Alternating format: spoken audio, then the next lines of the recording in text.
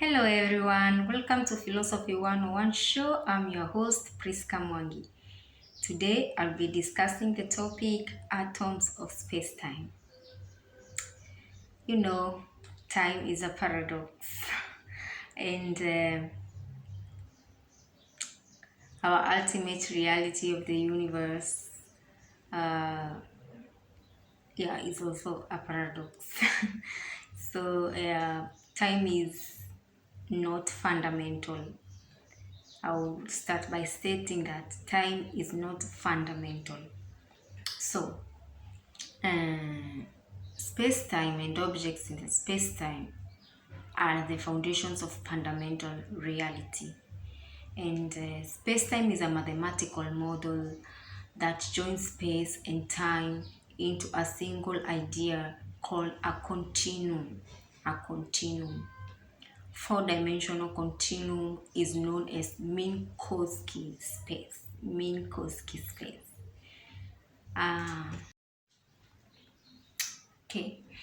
In relativistic classical mechanics, the use of Euclidean space instead of space-time is good because time is treated as universal. Sorry about that.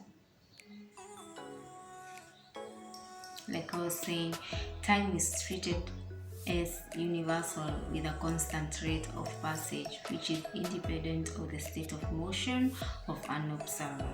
And this brings me to why I wanted to do this topic in particular, because sometimes I feel like time is quickening. Yeah, we're in a quickening, but some days time doesn't seem like it's moving, it seems slower. And then there's this issue of time difference in other countries or continents, time difference. But if you're contacting somebody at the same time, you are speaking to this person or you're connecting to this person, then what time is it? Yes, that's the time. They have their own time, we have our own time in Africa here. But have you ever stopped to think, when you're in communication at that present moment, what time is it at that present moment that you are speaking with this person from another continent? And then this issue of non-relativistic classical mechanics, the way it explains the way time is treated as a universal with a constant rate of passage is like which is independent of the state of motion of an observer. So the way you observe time is not the same as another person, or it's not the same as another person's how they perceive time. Let's say if there were no watches and clocks to look know what time is it, how would you perceive it? How would you perceive what time is it now? It's through in relativistic universe, time cannot be separated from the three dimensions of space because the observed rate at which time passes depends on an object's velocity, and it's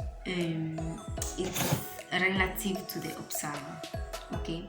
Also, the strength of any gravitational field gravitational field slows the passage of time for an object as seen by an observer outside the field. So do you understand why that? So this brings me to an understanding why there's this time difference, or why it feels like time is moving fast. At other times it feels like it's slower. But it brings me to this conclusion that it's an illusion. But let's continue and see the meaning of space-time. So space-time is a mathematical model that joins space and time into a single idea called a continuum. And in the four-dimensional continuum, it's known as Minkowski space.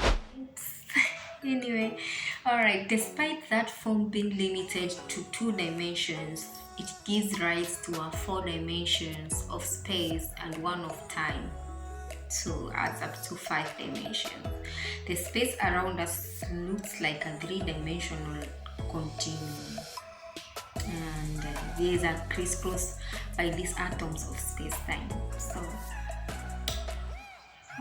quantum mechanics, let's look at quantum mechanics, how it explains these atoms. So quantum mechanics explains how the universe works at a scale smaller than atoms. Mechanics is a part of physics that explains how things move. In quantum is the Latin word for how much. A quantum of energy is the least amount possible, or the least extra amount, and quantum mechanics describes how that energy moves and interacts. So quantum mechanics describes how the particles that make up atoms work.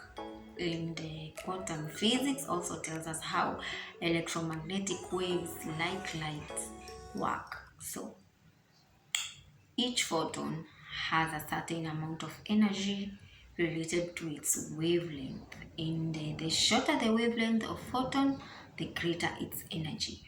And the longer the wavelength, alright, the lower the frequency. So that's how we see in relative to atoms of space-time.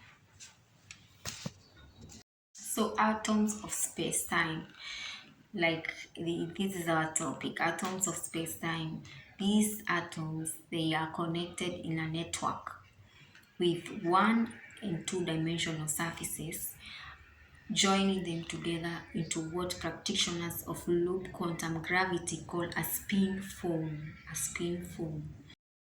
Space-time, according to loop quantum gravity, states that loop quantum gravity describes space-time as non-continuous.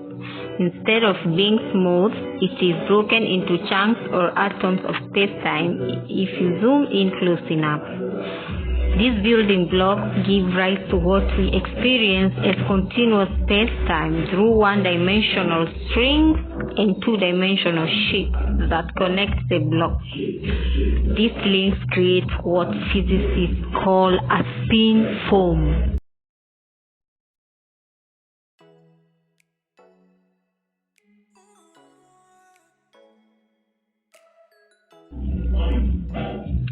Space, according to string theory, suggests that in the string theory scenario, space-time emerges from a more fundamental reality because of an idea called the anti-de Sitter, ADS, conformal field theory, CFT correspondence. The CFT can be thought as being like the 2-dimensional surface of a 3-dimensional sphere, and the ADS as it is its interior. Will we ever know the real nature of space and time? Is space built from quantum entanglement? If so, then time may be as well from quantum entanglement. How can space be made of entanglement between objects unless those objects are themselves somewhere? Yeah, those are questions to ponder on. How can those objects become entangled unless they experience time and change? What kind of existence could things have without inhabiting a true space and time? Well, until next time, penny fair results.